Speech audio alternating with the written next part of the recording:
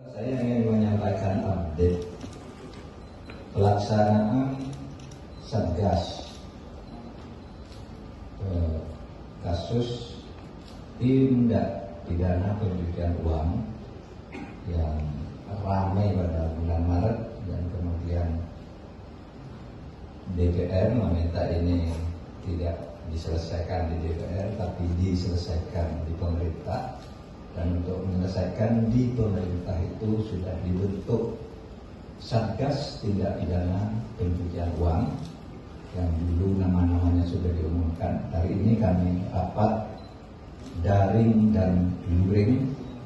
Yang daring ini hadir bersama saya di sini. Kalau saya di sana ada Pak Daman Widoyoko, ada Pak Yunus Hussein, ada Pak Sugeng Purnomo, ada Kepala PPATK Iwan Yusya Dana, kemudian ada Pak Budok, Deputi 5, ada Pak Ahmad Santoso Masoka, kemudian ada Mas Rizal Mustari, ada Mas Budi Kuntoro yang kedua. Nah, yang dari daring tadi banyak, ada dari Jogja, Medan, Jakarta dan sebagainya.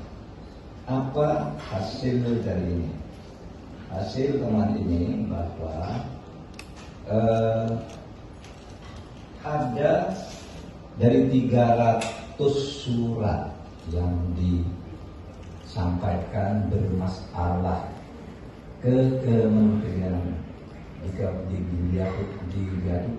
Kementerian Keuangan dan Perpajakan, di Bea Cukai dan Perpajakan, itu bisa diklasifikasi menjadi apa?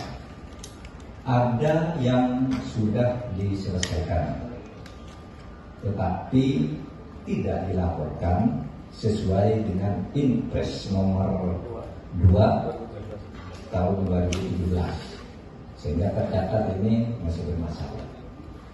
Tapi yang kedua, ada yang masih harus ditindaklanjuti karena belum selesai. Kemudian ada yang sedang berproses. Kalau harus ditindaklanjuti itu menurut catatan kami belum ada tindak lanjut yang benar, sehingga perlu ditanya lagi. Yang sedang berproses sekarang itu sudah di KPK, di pengadilan, di KPK, di kejaksaan dan di kepolisian, serta berproses di pengadilan. Kemudian ada yang masih perlu pendalaman khusus. Jadi ada 4 masalah-masalah yang ditemukan. Dokumen dilaporkan tidak ada atau tidak ditemukan. Yang kedua, dokumen tidak otentik. Kadang-kala hanya berupa fotokopi atau diambil dari Google, sehingga ini diduga palsu. Kemudian ada yang sebenarnya merupakan gabungan antara tindak pidana dan tindakan pelanggaran disiplin administrasi, tapi baru diselesaikan di tingkat disiplin. Pidananya tidak ditindaklanjuti. Lalu banyak yang tidak mematuhi instrumen teknis yang disediakan oleh dunia internasional mengenai tindak pidana pencucian uang. Lalu yang sering menjadi tempat sembunyi ini dibilang ada diskresi untuk tidak dilanjutkan. Nah, ini yang akan kami cek, siapa yang memberi diskresi dan apa alasannya. Nah ini.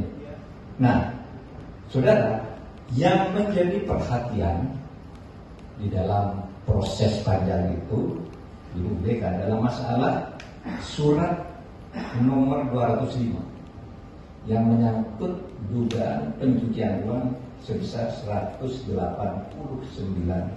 triliun. Ini direkomendasikan untuk diusut melalui Bareskrim Mabes Polri, setelah nanti Bareskrim akan diundang untuk Satgas dan instansi terkait paparan dulu kemana arahnya, mengapa masalahnya, dan seterusnya dan seterusnya.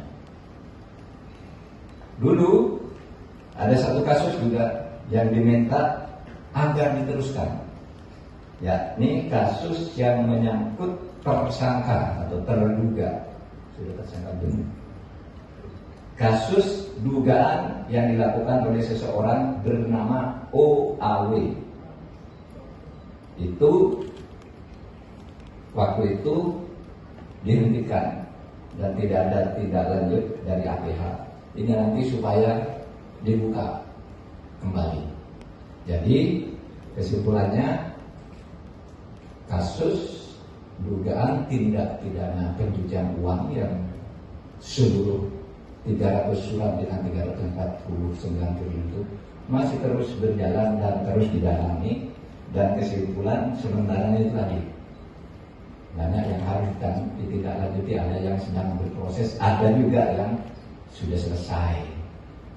Gitu. Nanti pada akhirnya akan dilaporkan ke publik lagi sebagai bentuk tanggung jawab sampai apa, sehingga tim ini akan bekerja lagi meneruskan sampai beberapa waktu ke depan.